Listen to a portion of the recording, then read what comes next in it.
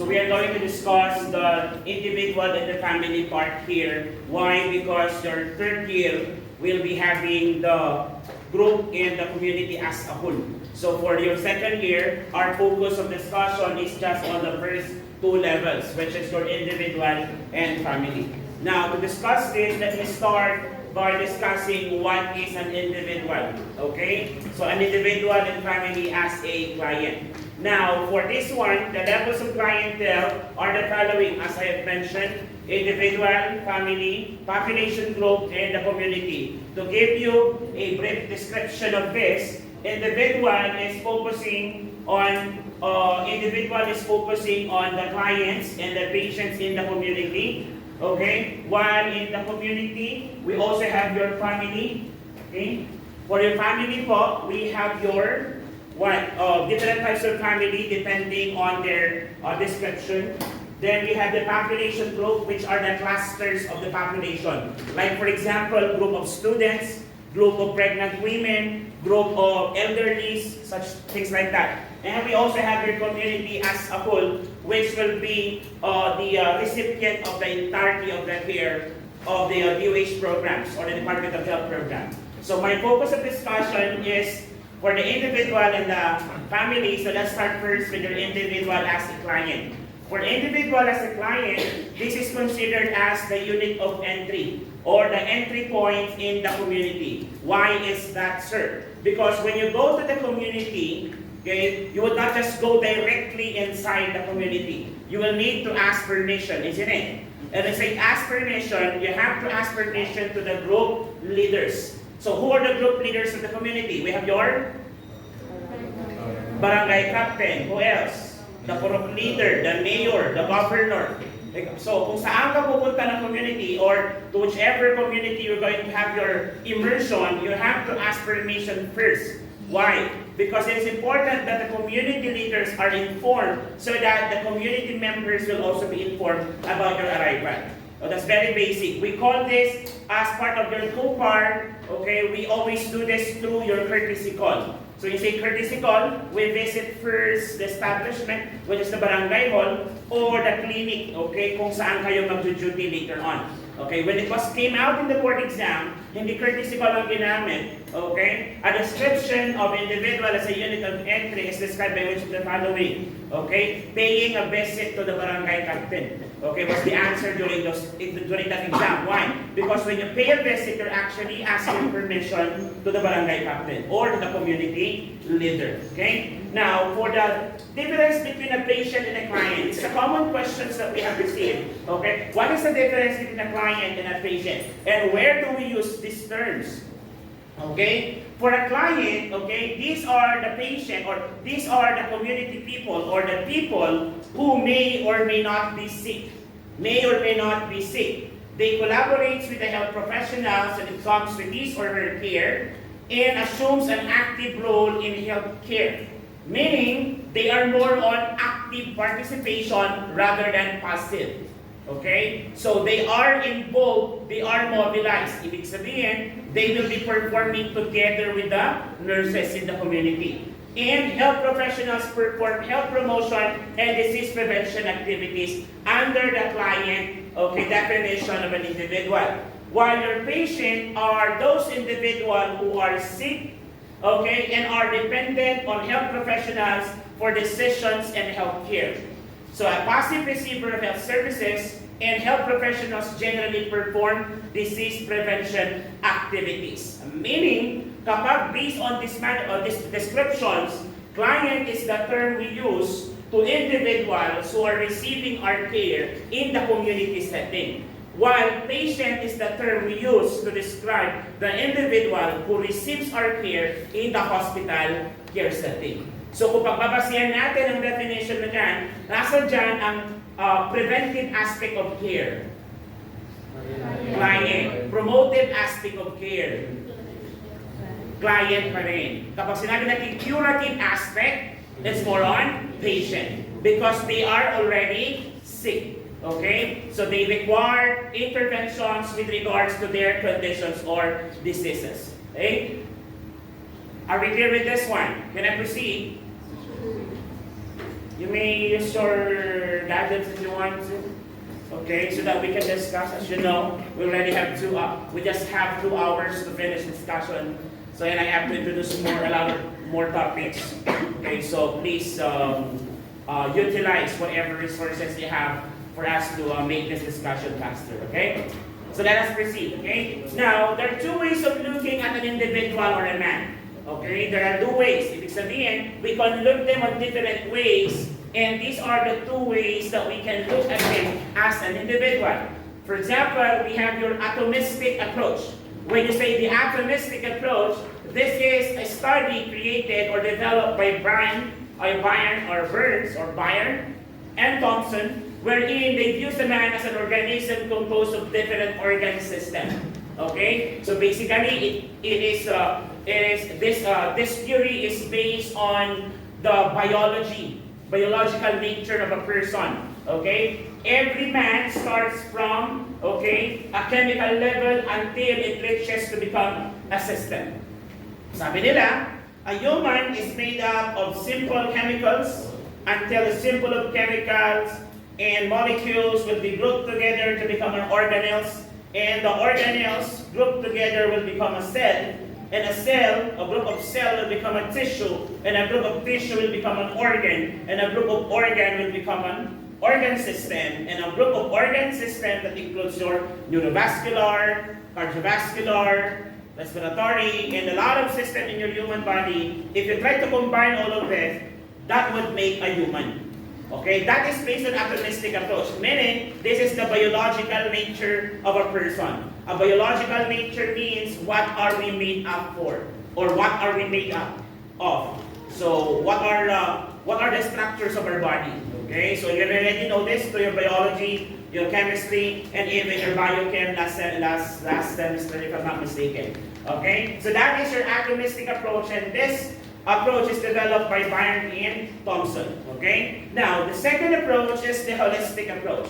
When you say holistic approach, this is a view wherein it traces the patterns of man relationship with other beings to the supra-system of the society. Okay? So our society is made up of different systems. Not only physical, but also your social, emotional, spiritual, and so on and so forth.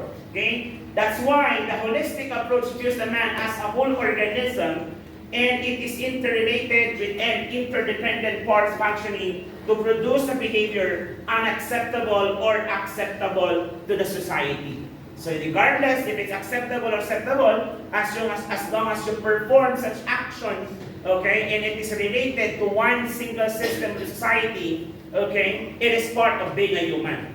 Okay? Kaya nga sabi natin, di ba? No human is perfect. Okay? Kaya nga, acceptable and acceptable because it is expected that as human, you will commit mistakes. Okay? Or in some way or another, there is part of you that is not really not perfect. Okay? Now, to view this, okay, it has 5 elements. Okay?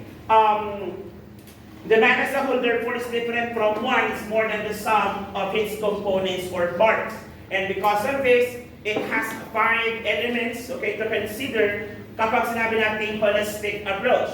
What are the 5 elements or dimension of a man or an individual? Number 1 is man as a physical being. From the word itself, as a physical being, this is characterized as a genetic endowment, including your sex, physical attributes, such as structures and functions. The way you look at right now is what makes you human, according to this approach. Okay? So your sex referring to the male and female. Okay? So that is your man as a physical being. So it makes you say that the physical pictures that we can see. Another one, okay, aside from that, we have your man as a social being. When you say social being naman po, social being from the word itself, social interactions ang pinag-uusapan natin dito. So we are referring to your interactions. Okay, the manner capable of relating to others. So talk about your social structures, pwede yung interrelation and intra. So you say intra, your relationship towards yourself, your interrelationship toward your relationship towards others, okay? Towards others. That is why, because of this, okay, we are actually defining or describing how a particular person relates to others. And later on, when you make your FNCP or your case study, you would actually have to make or a description of a person's social being. And that's actually part of the first assessment in your 13 areas of assessment. If you have done this during your duty week, okay, when you created your case press. Gumawa ba kayo? Yes. Di ba sinabi doon, the first part of the 13 areas of assessment is the psychosocial being of a person, the psychosocial assessment. On that part, you were able to describe how the patient relates to the other patient, to the family member, and to the other members of the healthcare team. And even if you did, okay, you also need to describe there how does a person, okay, or how does the patient relates into this into his neighbors. Kailangan description din. Then you're going to correlate that to the theory of Erik Erikson's psychosocial theory. Did you do that during your case presentation last week? Yes, okay. So that's actually the part of that is what is describing here, okay, as part of the dimension of a man. Another one is a man, okay, as a spiritual being, okay, a spiritual being, okay. So talk about this a spiritual being, a man is capable of virtues such as faith, hope, and charity. So faith, hope, and charity. Irregardless of your belief, for as long as you believe on something, kahit sumasamba ka sa kahit alin, okay? Sumasamba man kayo sa parehas na Diyos, magkaibang Diyos, or sumasamba ka man sa punong kahoy, ano ba? Sumasamba ka man sa, ano ba? Hayop, pwede naman may maganyan tayo. Sumasamba ka man sa kahit anong aspeto, okay? For as long as you have faith, hope, and charity, that is you being a man. Okay? That is you being a man. Another dimension is your thinking and intellectual being. This is the capability of a person to perceive or to think, okay? To think or to communicate, to create a specific thoughts or factual thoughts. Okay? So that is the man as a thinking or an intellectual being. Yung kakayahan nating mag-isip. The way you do right now is you being an intellectual being. Okay? Because you are here to learn. And when you adapt to such learning and you apply those learning into actual setting, that is you being an intellectual being. When you decide not to push on things that you know, that you thought or think would hurt you later on, yung alam mong bawal na relasyon pero hindi mo papasukin. Okay? Mahal mo siya, pero hindi mo papasukin kasi bawal na relasyon. That is you being an intellectual being. Okay? Being an intellectual being. And the last one, okay? The last one is man as a psychological being. O ito naman, the ability of a person to feel, to think rationally and conscious and unconscious mental state. His rational mind makes him merciful, kind, and compassionate. This is how you react, okay? Part ng ating coping mechanism skills. How do you cope up with stress? Okay? When you fall in love, part daw siya ng ating psychological being. Because that feeling is, what? That love is actually a feeling that you're actually developing from the bottom of your hypothalamus, not from the bottom of your heart. Okay? So rational thought, okay? Rational thought and all conscious and unconscious mental state. Okay? His rational side makes him merciful and kind and compassionate. Because of this thinking or a person of being a psychological being, you have now this rationalization, okay? To become merciful, kind, and compassionate. Okay? Especially to us nurses. Okay, remember that we have to be compassionate at all times. Did you do that during your recent duty? Yes, sir. Did you really care for your patient? Yes. Or you spend most of your time creating your FDAR? Yes, sir. Yes, sir. So pagdating, nung pinasa mo, rejected pa din. Yes, sir. It's always the first time. Okay, okay lang yan. O meron pa nakalusot dito na magandang chart? Wala. Lahat rejected? Yes. Work pa kayo? Yes, Okay. Okay. So that is the second approach in terms of knowing what is an individual. Okay. Now we go to the family. Let's go now to your family. So family is the basic unit of a society. Okay. And how come a family is also a client? And how come it becomes a system? Okay, so let's start by discussing first the first part, which is the family as a basic unit of society. In the book of Maglaya, there are two major functions of a family. Number one is your reproduction, and the other one is socialization. That is why, common yung naririnig, na kayo ay pag may kinakasal, or pag may kinakasal, is that humayo kayo at magpa-marami. Because that is one of the function of a family. Why is that, sir? Without reproduction, civilization will fall down. Tama po ba? Yes. Kasi sino ang magmamana ng future generations if wala kayong offspring? Okay? That is why a lot of communities, hindi lang sa Pilipinas, abroad, like for example, Japan, Switzerland, Italy, okay? Some communities there are starting to fall down kasi nga wala na natitirang tao. Majority of the inhabitants o yung mga offspring ng inhabitants chose to become professionals in the urban community. Okay, they want to go out of the lives of being in the countryside, doing farming or mga ginagawa sa countryside. So ang nangyayari, umaalis sila sa community na yun and start living on the communities outside their original community. Tendency, ang may iwan lang doon is mga elderlies. And we know that elderlies will go to their end of life. Possible mamatay sila until such time na lahat ng elderlies mawala na. Okay? So that's a problem. That's why function of a family is to reproduce. Okay? Reproduce. Actually, because of this, there are a lot of issues concerning this now. Ibig sabihin daw ba pag hindi ka nag-reproduce, hindi ka na family? Kasi ang problema dun kasi major function. Not necessarily naman. You are still a family, but you are not performing one of the functions of being a family, which is reproduction. Sir, paano kapag parehas kaming mag-asawang introvert?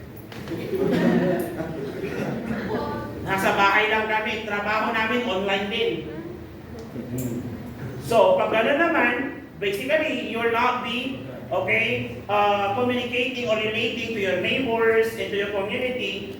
May mga community assembly, hindi ka umaten. Okay, kasi nga, you stayed at home most of the time. So, the socialization part will not be, performed by this particular family. Okay? Kaya nga, as a family, the things that you need to do is number one, of course, you have to reproduce because that is what civilization dictates us, and that is what the biological nature of our body dictates us. That's why women menstruate every month to remind you na hindi ka nabuntis. Hindi mo nagawa ang function mo this month.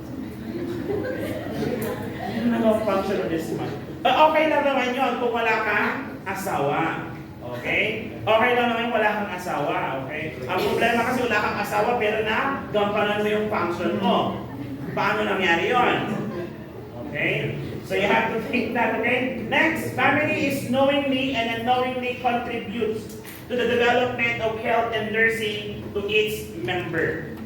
Each family member are responsible to the care or to the health of each member of the family.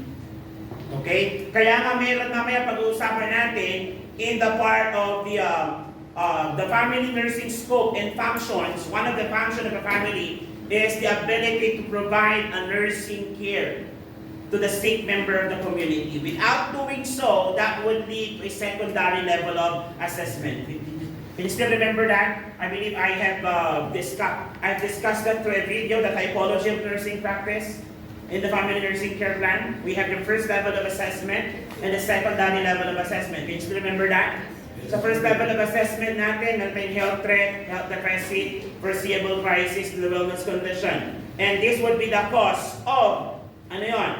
This would be the effect of the secondary level of assessment, which is the inability of the family to perform their task. Ano yung mga task na yun? Ability to recognize the presence of conditions or a problem. Tama ko ba? Yes, and the ability to make decisions, the ability to provide nursing care, the ability to maintain home environment, and the ability to utilize the community resources. Can you still remember that? Yes, okay? So that's actually in relation to this. Now, family as a basic unit of society, okay, performs health promoting, health maintaining, and disease preventing activities. Okay, kaya nga, part ng data na dapat kinukuha natin sa kanila is that are the family, okay, are the family utilizing the community resources in such a way that they follow the DOH programs. Example, ang mga bata bang less than 5 years old sa pamilya ay bakunado. Okay? May aso sila. Kung may aso sila, is the dogs vaccinated? Okay? Are they aware of the signs and symptoms of tuberculosis? Are they aware of the signs and symptoms of cancer?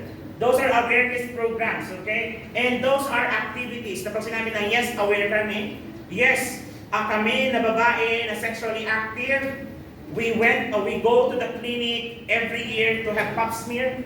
Kasi obligado kami na once a year magpa-pap smear to check kung may cervical cancer ba kami. Okay? Bilang babae, buwan-buwan ako nag-check ng bukol sa aking suso. O your breast self-examination. Bilang lalaki, buwan-buwan akong kumakapa sa aking betlog. Yes. Sa sariling salat sa betlog.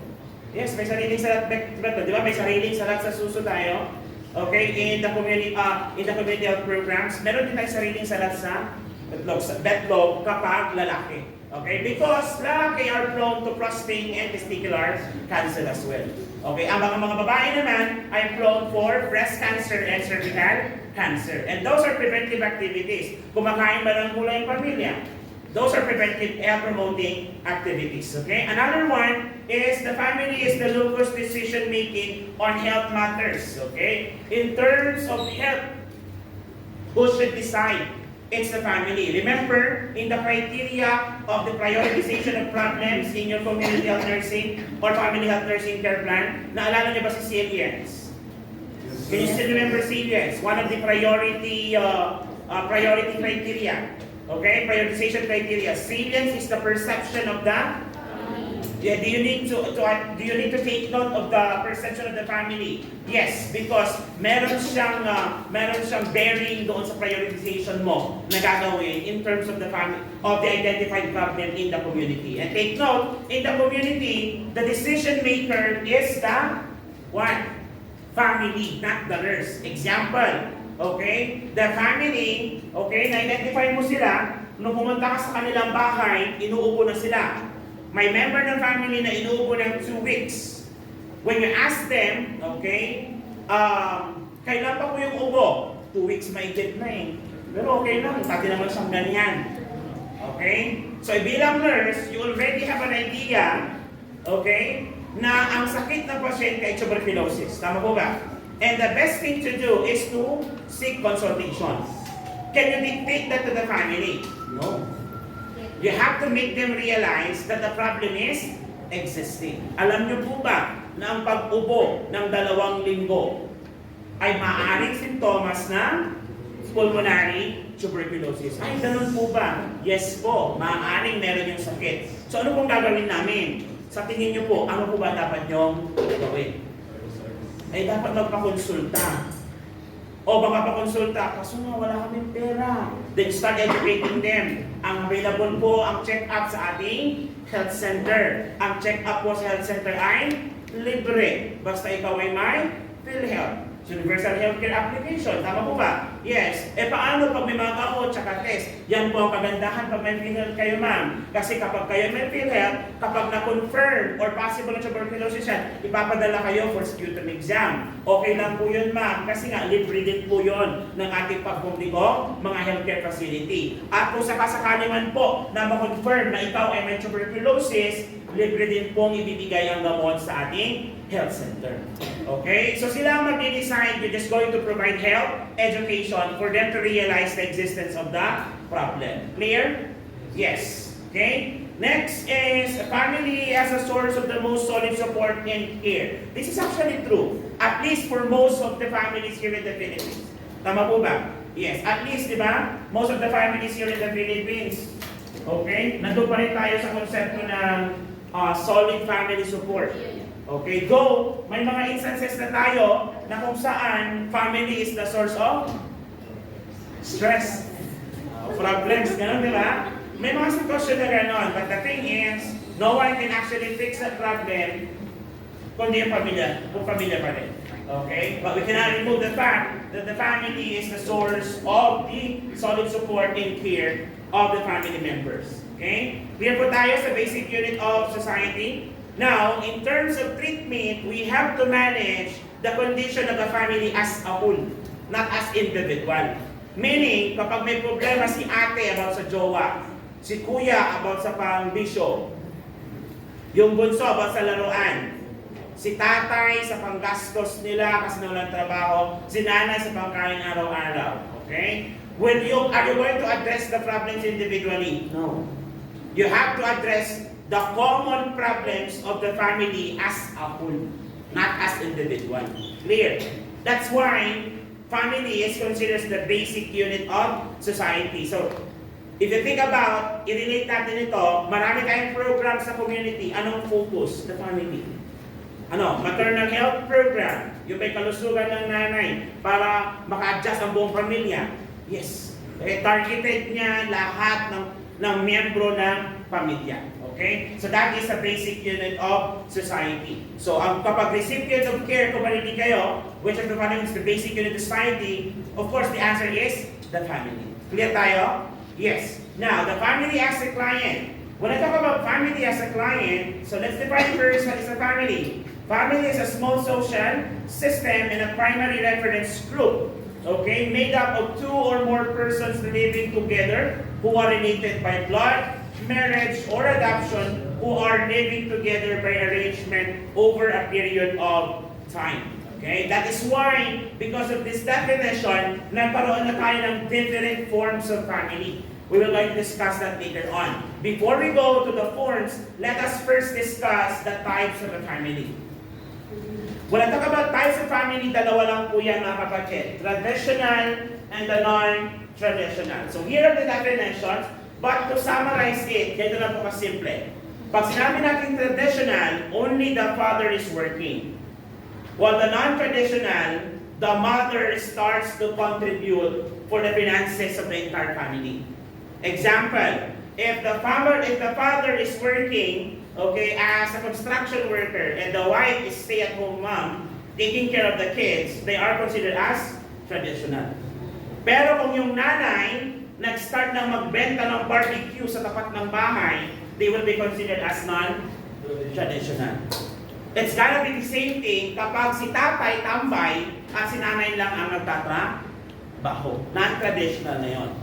Kasi isa lang po ibig sabihin ng traditional. The father is working while the wife stays at home and takes care of the family. That is what we call as your traditional. But once the mother starts contributing, kahit paano yan, through business, through a job, okay? Kahit siya lang ang nagtatrabaho, that is considered as non-traditional. Are we clear?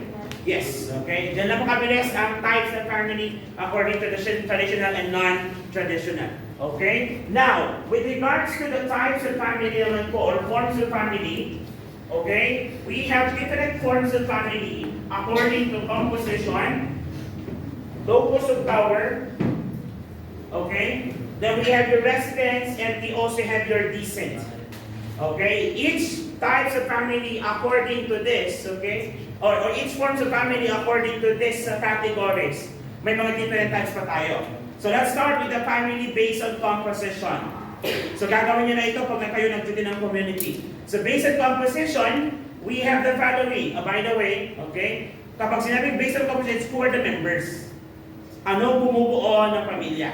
Okay? Number one, nuclear.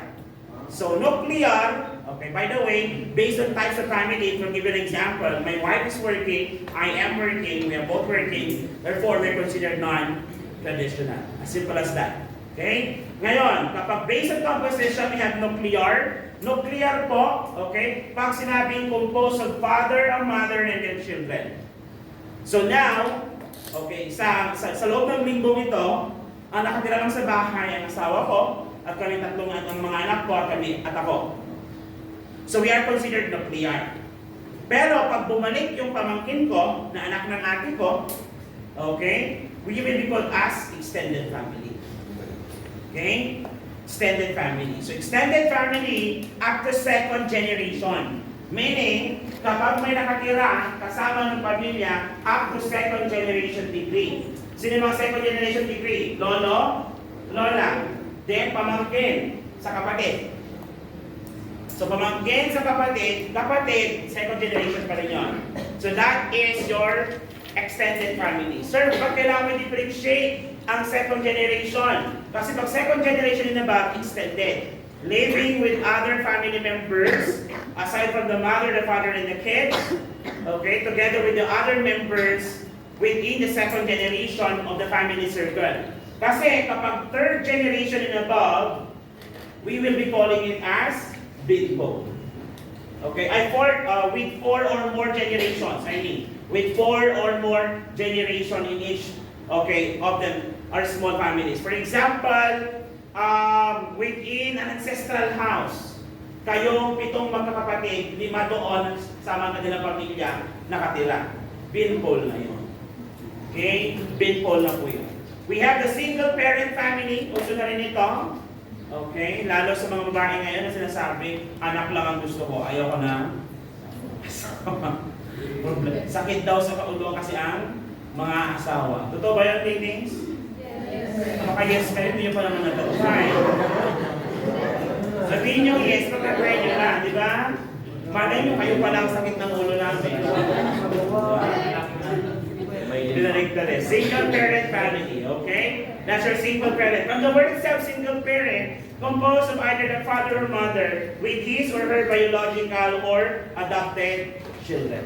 Okay? Next, we have your step family. From the word itself, step family, meaning you are living with a step family. Example, you have a stepdaughter, stepmom, stepdad. Okay, step family ang tawag doon. A single state family, hindi ko pa alam. Actually, this according to fundamentals of nursing. May single state of family daw. The never married, separated, divorced, or widowed individual often characterized as privacy. Okay, introvert. Okay, family, you're a family to yourself. Okay?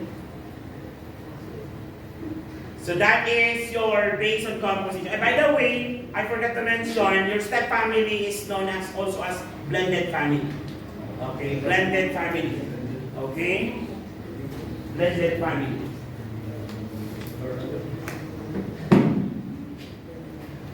Okay? So that's based on composition. Next, same-sex family. So generation na ito, okay, based on fundamentals of nursing kasi present siya. Of course, but of course, depende pa rin ito sa culture kung nasaan kayo. Of course, in Western countries, this type of family is already been established, kung tutusin. It's been accepted by the community. Sa Pilipinas, it is already accepted. However, we cannot remove the fact that since the country is a predominantly Christian professing community, and they are, from the start, they were actually against it. So hindi pa rin maiwasan that there are sectors of the community that are still against this. But, in reality, is it already existing? Yes. Kaya actually, wala naman nang kailangan magsabi. It's already existing. It's just a matter of, siguro, tanggap na ba? Tanggap, but not totally. Kasi nga, you cannot please Everyone. Tama mo ba? Yes. Kasi may sector pa rin na hindi maniniwala. Same goes with the USA or the other countries, isn't it? Existing na yung konsepto, however, still, there are sectors of the community that are against it. Okay? But is it acceptable na? Yes. Kaya nga existing. Is it acceptable in the Philippines? Yes. Pero may stigma pa rin ba? Yes. Kasi hindi naman maaalis yun. Tama po ba? Yes. There is always a stigma in any other forms of social system na meron tayo. Kahit nasa sakit. Okay? Curable naman tuberculosis, pero may stigma pa rin ba? Yes. Pag may nalaman kang may tuberculosis, lalayuan mo kung kamahawa ka. Well, in fact, curable naman siya. And the patient is non-communicable if natitreat na siya ng more than 2 weeks. Kaso nga lang, ito pa rin yung stigma ng mga Pinoy. Okay? Another one is cohabitating family. Consists of unrelated individuals or families who live together under one roof for a purpose of companionship. Example, when you go outside community or when you go outside Baguio City, kasi mag-duty kayo, you will stay there for 6 days. Tama? You're considered as a family for one purpose because you have to stay together. The part yun ng ating guidelines. Okay? For example, meron kayo na kasama sa boarding house na hindi mag-jowa ha? Meron? Okay, kasi kung meron, cohabitating family din kayo. Example, nag-decide kayo, classmate kayo ng first year, second year, nag-decide kayo magsama na lang sa isang boarding house. Okay, para share kayo ng loto, since classmate din kayo, naging mag-best friend kayo, ang tawag sa inyong dalawa is cohabitating family. Clear? Are we clear? Yes. Okay, now, based on composition, ang family ni Mr. Pascua ay nuclear as of the moment. Kasi wala yung pamangkin ko, nasa pan pa siya, nasa province, akit pa lang mamaya. So, mamayang gabi, extended na kami. Pero ngayon, cohabitate, ay pan pa lang kami. Okay, nuclear. Okay? Now, based on locus of power. Pag narinig niyo yung word na locus of power, this is referring to the decision making. Ang tanong dito, who decides in terms of health? Sino daw ang magdedesisyon? Kunyari, may sakit, ipapa-hospital ba, ipapa-check up, ipo-confine ba o hindi? Sino mag-design? Okay, is it the father or the mother? Okay, ngayon, gagamitin natin dito yung suffix. Suffix ba yung last part? Yes. Yung end of word? The suffix here is focal. Focal power. Focal. Kasi mayroon tayong local, meron ding may local, may different suffix words kasi na mamaya, okay? Power, okay? Ang suffix natin is focal. Then ang prefix natin is either the mother or the father through the matriarchal or patriarchal concept. So kapag ang nag-decide father, patri, focal. Pag nag-decide si mother, matri, focal. Okay, para mas mag-gets nyo po. This is it, okay? The patrifocal, a union in which the man has the main authority. The man has the main authority and the decision-making power. While matrifocal is the woman has the main authority. The woman has the main authority. So patrifocal or the patriarchal family or matriarchal family. Patrifocal or matrifocal. Okay? Again, sino nag-decide pag patri? Father. Pag decision maker is the mother? Matri. Ano ang suffix natin? Focal. Okay? Sir, paano naman kung sila, they exercise an equal amount of authority? Ang tawag sa kanila, egalitarian. Okay? Egalitarianism from the egalitarianism concept. Okay? Then we have your matricentric. The prolonged absence of the father gives the mother a dominant position in the family. Like for example, if the father is a seaman, of course, ang decision maker on the spot is si mother. Kasi siya naman ang kasama ng pamilya. Ang tawag sa ganung setup is matricentric family. Not because she is the decision maker, but because at that moment, she has the capability to decide on the spot. Kasi malayo ngayong tatay. Example for overseas Filipino worker na father. Okay? Father. Eh sir, pag sinabi naman natin, yung lalaki naman ay babae naman ang nasa malayo, babae lalaki naman nag-stay. Okay? Still, we can consider as patrifocal. Kasi in the concept of family, ang decision maker naman talaga is the head of the family, which is commonly under the father. Okay? Kaya nga, ang family folder natin sa community is named after the father. Okay? So next, family based on place of residency. Okay, by the way, sa family namin, sa wife ko and my kids, most of the time ako po decision maker sa amin. But we do consult, pero ako pa rin pala decide in the end. So consider po kaming pathway vocal. Because my wife considers my experience kasi. Okay. So pagdating sa health talaga, ako yung tinatanong niya, kapag-check up ba, hindi.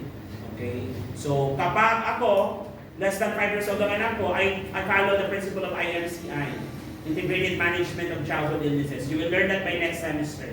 Wherein you can manage and treat the condition of your child based on IMCI protocol. Okay, na hindi na kailangan ng doktor. Unless, pero doon kasi kailangan ng antibiotic. So kung wala ka namang access sa health center for antibiotic, kailangan pa rin siya ipa-check up. Pero kung may access ka sa health center, okay, pwede ka na actually magbigay ng antibiotic kahit walang doktor. Based on IMCI protocol. You will learn that by next semester. Sa Axel kayong tuturuan. Paano pag may cough and colds, possible pneumonia ang bata, kailangan bang i-confine o hindi. So pwede mo siyang i-manage. Okay? Next, based on residence naman, ang suffix natin dito, local. Pag nakatira kayo sa lugar ng lalaki, patri, local. Sa lugar ng babae, matri, local.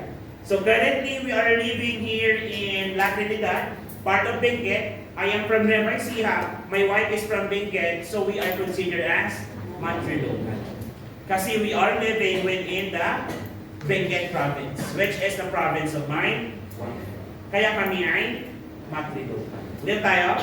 Yes. So based on residence, bilocal naman, provides the newlywed couple the choice to stay with either the groom's or the bride's parents. Kasi nga, they are both from the community. Lalo kapag na-fixed marriage ka, am I right? Yes. Okay. Kung kayo lang, magkapit-bahay mo, naging jowa mo, kayo na rin. Mas pinasal kayo. Ang tawag sa inyo, bilocal. Kasi you are both from the same community. Are we clear? So you have a choice whether to stay with the family of the wife or the family of the groom. Yun ang ibig sabihin na bilocal kayo. Neo-local naman if you reside a couple independent from their parents. So, independent from their parents. So, consider din kaming neo-local kasi we are living more from our parents' side or from our parents' side. Okay? Kapag consider namin ang provincial, we are considered as matri-local. Pero kung consider namin yung municipal level, consider kami neo-local because we are not living or residing to either of our parents. Are we clear? Are we clear? Yes. Yes. Okay. So I know it's a big fast, but we don't have a choice. You know the cancellations that have been happening from the past few weeks. Wala tayong choice. Ganito mag-i-itsura natin sa pharmacology, mabilis ha. Okay? Can I proceed? Yes. Okay. Now, we also have your avunculocal. Avunculocal. Pag sinabi lang natin avunculocal guys, avunculocal. So, avunculocal is when an affiliate person with a group of relatives through his or her pahay. Yan. Prescribe the newlywed couple to reside within or near the maternal uncle's group. Hindi ko alam kung bakit may ganun pa naman. Bakit kailangan na malapit doon sa maternal uncle of the group? I don't know kung bakit. Okay? Maternal.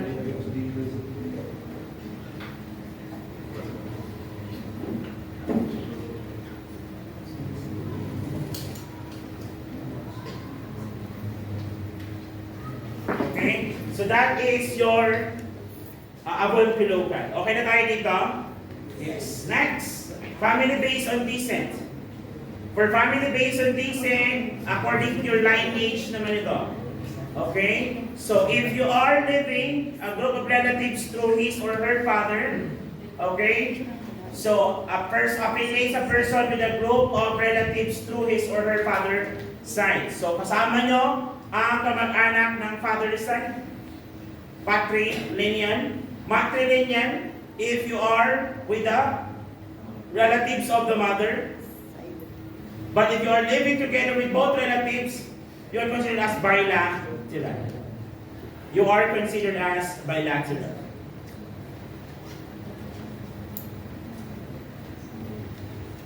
Okay na tayo dito? Yes. Now, let's go to the last part of the family, which is the family as a changing system. Family as a changing system because as they grow, as their family grow, from the start of having a family up to na umalis na yung mga anak sa bahay at kayo ay maiwan na lang ng mag-asawa, okay, sa inyong bahay, okay, there are changes that is happening. That is why a family theorist known as Evelyn Duval created a family cycle, okay, or the stage of family cycle wherein it depicts the series of changes in the family composition. So basically, stages of family ito. So let's start with the stages of family life cycle by Evelyn Duval. So stage of family cycle number 1 is the married family. So a married family is a couple who doesn't have children yet. Kakakasal nyo, you're considered as a married family. Once you deliver the oldest child or your first child until maging 30 months old na yung baby, that's about 2.5 years old, okay, you are considered as a childbearing family. Then after that, the oldest child, okay, over 30 months, okay, 30 months to 6 years old is a family with a preschool, okay, children. Kasi nga, around 36 months to 6 years old, preschool po yun. Now, 6 to 12 is considered as a family with school-age children. Nakabase pa rin naman ka. Alala niyo ba yung theory ni Freud, si Erik Erikson? Ganun pa rin yan. Okay? School-age children. Pag ikaw naman ay may teenager na, 13 up to 20 years old, you are considered as family with teenagers. Then once your kids, okay, the first child to the last child gone, ibig sabihin, umalis na sa inyong bahay because they have their own families already, you will be considered as family launching young adults. Family launching young adults. And other stages includes family without children. So once the last child moves out of the house, you will be considered as a family without children. So emptiness to retirement. Of course, mabibigla ka na nag-ipon ka ng napakaraming pera, bumili ka ng napakalaking bahay. Then later on, kaya sabi nila hindi daw pala advisable ang bumili ng malaking bahay. Okay. Kasi nga, later on, kayo nang din ng asawa matitira sa bahay. Okay. So, actually, it gives me a thinking, bakit kaya? Okay. Tapos gagalawin mo lang naman din vacation house. Mababayad. Ang totoong may-ari daw ng mga retirement house are the caretakers. Oo nga. Kasi ilang taon na wala yung mga may-ari. Ang nakatira lang talaga doon yung caretakers. Nakatira siya ng libre with sahod. So sila talaga yung may-ari ng bahay. Okay? And of course, this is yung dapat hapon, an aging family, where the retirement to death. Okay? Sana sa pagkakataong yan, bumabalik-balik pa rin sila sa'yo. Diba? Of course naman. Okay? So that is the stages of family cycle according to Evelyn Duval. Now, let's go now to the stages of family development. Pag-usapan natin yung family development. Paano tayo gumawa ng pamilya? Okay, this will give us an idea. Okay, lalo sa pagkikipagrelasyon. Okay, when I actually first taught this, no. Doon ka na ng idea na pag nag-jowa ka pala, dapat pinag-uusapan nyo ng kasal. Yes. Because the reason you engage into a relationship is because your mindset is for that person to become your partner for life. Kasi kung hindi nyo pinag-uusapan ng kasal on that stage, anong balak nang gawin? Pagtikiman lang? Isn't it? Let's try to look at this. Initial stage tayo. Courtship and engagement. So nandiyan ka sa stage na ngayon. Lalo kapag hindi mo sinasagot. Courtship and engagement. Pero meron dito sinagot na eh. Madalas ko makita. Diba? Madalas ko sila makita, sinagot na. Courtship and engagement precedes the establishment of the family. Precedes. Meaning, before establishing a family, there should be a courtship and engagement. This includes the developmental task for both the male and female. Number 1, contending with partner selection pressures from the parents. Uy, mag-asawa ka na. 32 na. Pero ngayon wala pa sa stage na yon, okay? Kasi dapat ang stage nyo ngayon is personal development eh. Diba? Nasa stage kayo ng personal development. Nag-jowa ka na, so nag-advance ka. Giving over autonomy while retaining some independence. Ito yung sinasabi ko. Okay? Sabi nila, kapag nag-jowa ko, gusto ko, huwag mo akong pipigilan sa mga bagay na gusto ko. Mali. Because when you engage in the relation, you have to give some of those autonomy. Di ba? Kasi nga, bakit mas gusto mo rin makipag-halobrilo sa friends mong mga babae? Eh, may girlfriend ka naman.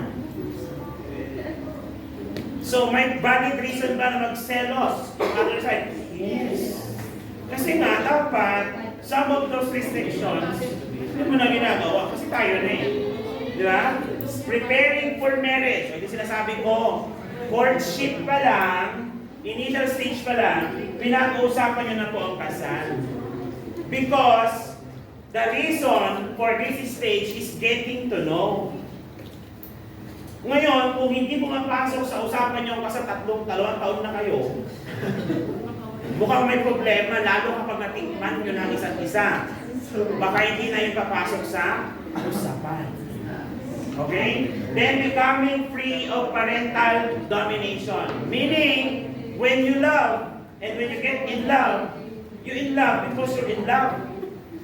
Hindi yung in love ka because my father loves or my mother wants this woman to be mine. No. You should be free from parental domination. Ngayon, paano mangyayari yung free from parental domination? Kung ikaw naman po kasi ay pinag-aaral pa lang, yung pera na pinagbitik nyo, galing pa rin sa parents mo, never ka talaga magkakaroon ng parental free domination. Kasi in the first place, hindi mo naman kasi talaga kaya. Nag-jowa-jowa ka, huwag akong kaya naman. Ang nagbibigay pala ng pang-date nyo, parents mo pa din. May pakarapatan silang makialam. Kasi galing sa kanila yung pera. So in case na baka nawawag din sa isip mo, lagi na lang nakikialam sa relasyon mo, magulang mo. Kasi nga, imbis na nag-aaral ka, nagjojowa ka. So makikialam talaga sila. O ngayon, kung gusto mong ituloy ang pagjojowa, then you have to, what? Forget about free parental domination. Kasi may say pa rin sila. Nilibre mo ng palamig. Saan galing yung 30 pesos na yon? So nanay mo pa rin. So you're not free from domination. Ngayon, if you want to be free from parental domination, then what should you do? Find a job. Kung gusto mo ng jowa, dapat stable ka. Yung pang-date nyo galing sa trabaho mo, hindi galing sa magulang mo, tapos magreklamo ka na, nakikialam namin ang parents ko, I hate this life! I'm so stressed! Huwag ko nang manan. Tapos pumapasok na sa mind mo kung ano-ano, they don't care about my feelings. Wala. Kasi nga, wala ka sa wisyo. Ang courtship, nag-start yan after mo magkatrabaho. Inumpisa mo first year college. Di wala kang choice. You have to listen to your parents because they are the one who's sending you to school at pera nila ang nilulusay mo. So bawat hit-hit mo ng sigarilyo. Very Vilma Santos na yan, ano? Di ba? O ngayon. Next, kinasal kayo. Tama? Pag kinasal kayo, expectant stage of course. One of your functions is to reproduce. So malamang, kapag need kayo, possible may mabuo. Kaya nagtataka ako sa mga kabataan ngayon. Ginawa nila yung act, tapos magtataka, ba't ka nabuntis? Alam mo naman. Diba? Tama ka ba? Eh sir, nag-condom naman kami. 99.98% sa 1,000 may dalawa. Napupuntis, nagkataon na isa kayo doon. So wag kong sisihin yung condom. Eh, mali pa ang paggamit mo kasi ang sabi sa family planning, isuot during erection bago ipas. Eh, sinuot mo nung bago ka labasan. Naikadyot mo na ng ilang beses sa kakalamang.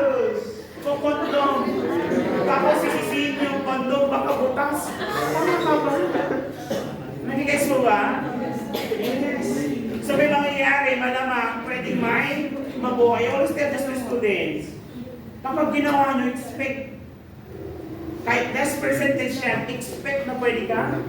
How about this? Sir, gumamit kami ng kondom. Still expect. Diba? Kasi nga, may possibility pa rin naman. O ngayon, kung nabuntis siya, na wala naman nangyari sa inyo kasi ikaw ang jowa, yun ang talaga pagkakaan mo. Baka iba ang Jojo. Okay, nasa lisihan ka pa na kaibigan mo. Okay, sa lakay, ano? Next, the couple will assume new role. They will now become a father and a mother. And take note, this comes with very tedious and high responsibility. Tama mo ba? Yes. Hindi ka na lang responsible. Accountable ka na kung ano mangyari sa batang yan. Okay? Totoo naman sabi, we may disagree, we may agree to disagree, pero tama naman yung totoo sabi naman sa nila na utang na loob ang anak na pinanganak siya ng magulang niya. Pero, hindi naman ginusto ng bata na ipinanganak mo siya. So may responsibilidad ka sa kanila, may responsibilidad ka sa kanila. Mas malaki ang responsibilidad mo bilang magulang. Kasi sa isi kayo ang nagdala sa mundong ito. Pasalamat ka pa rin, yung bata, halos wala nang makain. Marasmus. From birth to adulthood, marasmus na itsura niya. Hirap na lang ang nadanas niya hanggang buong buhay. Tapos ang tatay, lasinggero, ang nanay, sugalero. Tapos isusumbat ng parents na, inanak lang kita. Kaya so minsan pag isumbat natin yan, kailangan magkaroon na sila self-assessment. Ginawa ko pa yung part ko bilang magulang or nag-anak lang ako. Okay, papasok pa din yun. Assume your role because you'll become a father and a mother. And take note of this. Family and not just appears. Okay? Couple is now expected to think as a family. What is the best for our family? Hindi yung makakabuti sa atin. Dalawa lang. Kasi meron tayong baby. Hindi masama na once in a year, isipin nyo muna yung date yung mga asawa. Okay lang yon. Pero yung linggo-linggo may date kayo tapos wala kayong ulam sa bahay. Medyo may problema tayo doon. Kasi hindi na lang priority yung relasyon nyo. Sir, we have to keep the light burning. Ano, kakaping-pining? Both explore knowledge and practice regarding childbearing and plan for a family in terms of daily tasks, a home setting, budget, and necessary supplies. By the way, pag sinabing buntis si mother, buntis din si tatay. Kaya nga tinatawag na, you guys, congratulations. You are pregnant. You guys are pregnant. Kasi hindi mabubuo ang conception kung wala. So kailangan talaga, it's a practice. Okay? Yun ang nakakalimutan ng iba. That's why boys, you have to learn how to change nappies, diapers, magtimpla na gatas. Hindi mo sana kasi titimpla kung mag-breastfeeding kayo. Okay? So that is your expectant stage. By the way, expectant stage is also known as your pregnancy stage. This is also known as your pregnancy stage. Okay? Next, the expansion stage. So expansion stage is characterized by birth or adoption of a child. So kanina, buntis pa lang yun. Okay? Pag pinanganak na yung baby, expansion stage. Characterized by birth or adoption of a child, and you have the following stages of parenthood. By the way, expansion stage is also known as your parenthood stage. Parenthood stage. Now, this has 4 stages. Ano yung 4 stages niya? Number 1, anticipatory. So, anticipatory, couple is learning new roles and perceptions associated with pregnancy. Associated with pregnancy. Perception associated with pregnancy. So the role of being a father and a mother. The role of being a father and a mother. Clear tayo? Yes. Next, honeymoon stage. Stage immediately after childbirth. Stage immediately after childbirth. Here, where parent-child attachment is being formed. Parent-child attachment is being formed. So, lesser and diminished intimacy. I would like to emphasize here. Okay? Lesser or diminished intimacy. You do not expect that the number of sexual intercourse you are having nung time na kayo pa lang is same amount kapag kayo ay may anak na. Take note that the wife will have another focus, which is the baby. Why is it important that a couple needs to understand this? Kasi nga, pwede pagmulan ng away. Kasi from 6 rounds a day, magiging 3 rounds, 2 rounds, 1 round na lang, hanggang sa once in a while. Okay? Of course, in this, you have to understand each other. Kasi may kanya-kanya kayong love language. Women are more on pag kayo sense of your parang words of, ano yan? Endearment, tama ba yan? Parang affirmation. Ang ganda mo, mahal kita, ganyan ang gusto ng babae. Ang lalaki naman is more on touch. Okay? So, huwag ka magtaka kung bakit mahilig ang asawa mo. Lalo kung ikaw naman ang nilalapitan. Actually, mas magtaka ka pa kung di ka na nilalapitan. Kasi baka may nilalapitan na siya. So, you have to find a way. Eh, sir, wala ako sa mood. Then, you have to talk to each other. Be, bukas na lang. Hindi yung, tanda ka man. Kasi mahirap yun, tama? Magkakaroon ng misinterpretation from the husband. Ayaw mo na. Siguro, yan. Yan naman gusto mo na ang argument. Okay, it's better, sabihin mo. Bukas na lang kasi talaga pagod.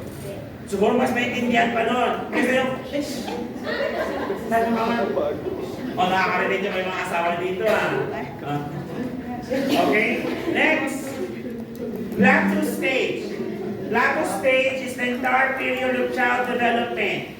During this stage, you have to be concerned on the following. Okay, family planning,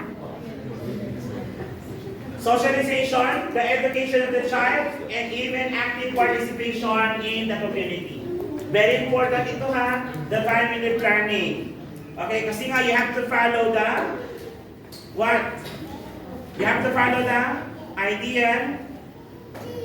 Ano yun? Birth spacing, which is about 3 to 5 years. Yes, 3 to 5 years. Okay, to recover yung women sa kanyang pagbubuntis at panganganak, at the same time, to give chance na mag-focus muna doon sa baby. Okay? And the next one is disengagement. Disengagement stage is also known as contraction stage. Contraction stage. So, parent-child terminates as the last child marries or leaves home permanently. Of course, you have to expect that in the future, ayaw mo namang tumanda ang anak mo na mag-isa niya lang.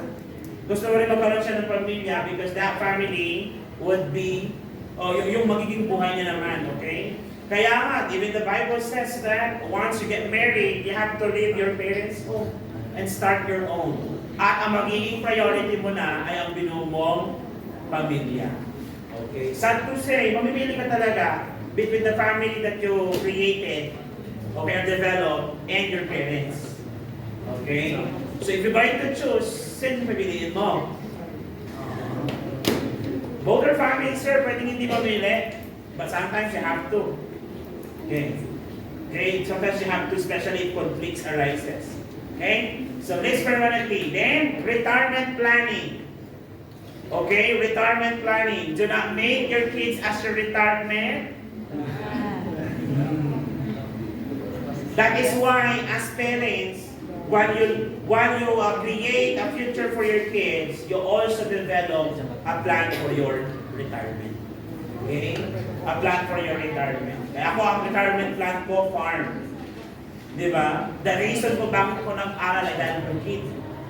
Kasi ayoko nang magtrabaho sa bukid. Pero ang retirement ko, bukid.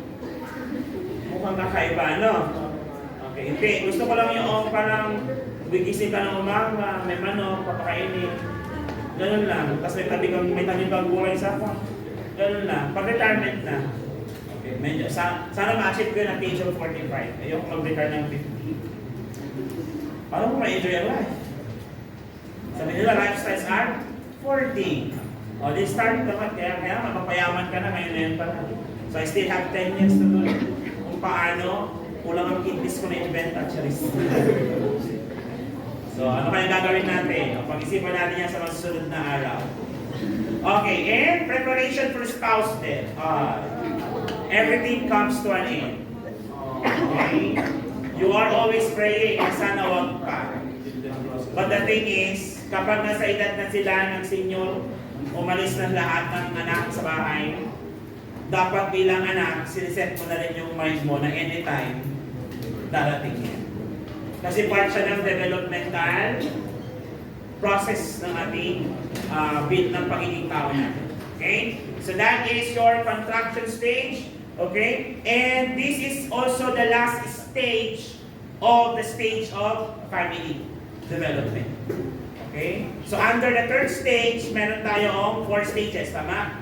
Yung 4 stages na yon, okay, is under the third stage. Pero yung last stage, ng 4th stage na yon, is also the last stage of the family development stage. Clear? Yes. So yung family development stage natin, number 1, initial followed by, ano ba alawa? Initial followed by, initial followed by, expectant, then expansion. Under the expansion, meron tayong stages. The last stage nito is disengagement. Okay. So last part lang po ng discussion natin. Functions of the family as a social system. The physical functions met by parents as they provide foods, clothing, and shelter to their kids. Responsibilidad natin yon. Kaya kapag nagugutom ang anak natin, ibig sabihin, we are not doing good as a parent. Totoo naman po, marami sa mga pamilyang Pilipino, ganito ang sitwasyon. Now, is it solely and entirely the fault of the government? The answer is no. Okay? Sometimes, yung vision natin is wala lang talaga sa tama. Like for example, wala daw maulam. Yung mga pinakover sa mga documentary, wala daw maulam, pero doon sa bakuran, meron namang malunggay. Wala ba talaga maulam o napili lang sa ulam? Mahirap ang buhay sa Manila, pero siniksik ang buhay sa Manila.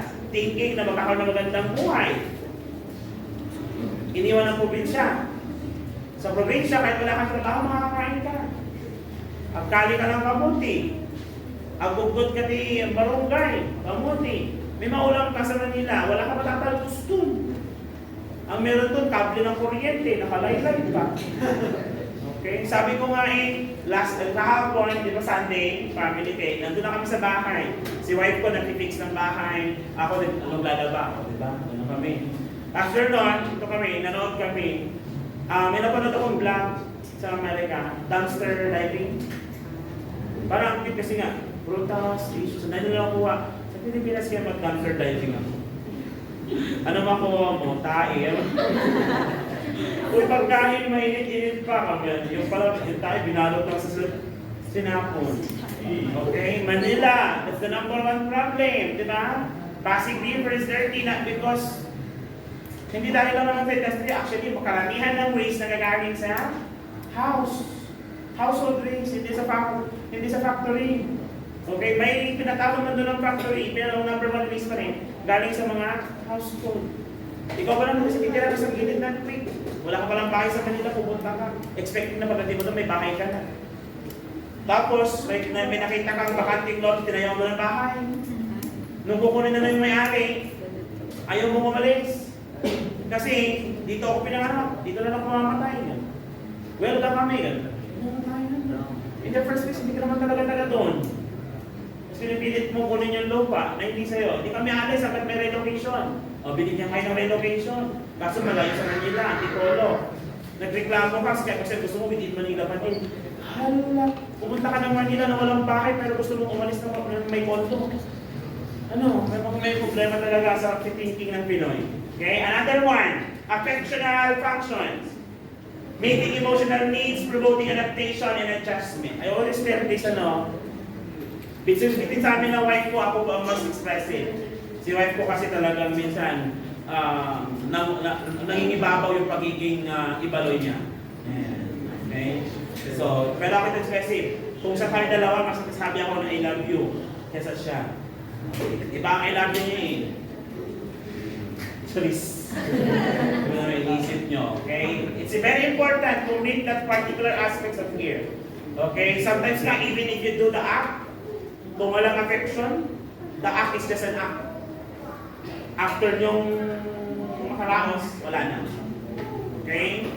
So, that's actually the part of the affectional function. Okay? Now, the function of a family social system includes also social functions, providing social togetherness, fostering self-esteem and personal identity, tied to family identity, providing opportunities for learning in social sexual roles, accepting responsibility for behavior, and supporting individual and creativity. Okay? And initiativeness. Okay? Now, in order for us to do this, then we should act as a family, as part of a social system. Okay? Now, in terms of health, what is the task that a family should perform? Okay. These are the family health tasks that a family should perform.